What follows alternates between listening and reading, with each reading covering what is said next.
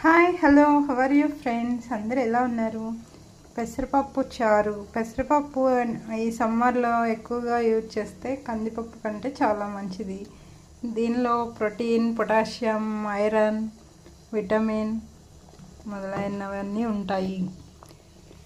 దీన్ని ఎక్కువగా యూజ్ చేస్తే సమ్మర్లో ఒంట్లో ఉన్న వేడిని తగ్గిస్తే చలవ చేస్తుంది అన్నమాట. దీన్ని క్వీన్ ఆఫ్ పల్సెస్ అంటారు కదా, పెసరపప్పుని పప్పుల రాణి అని.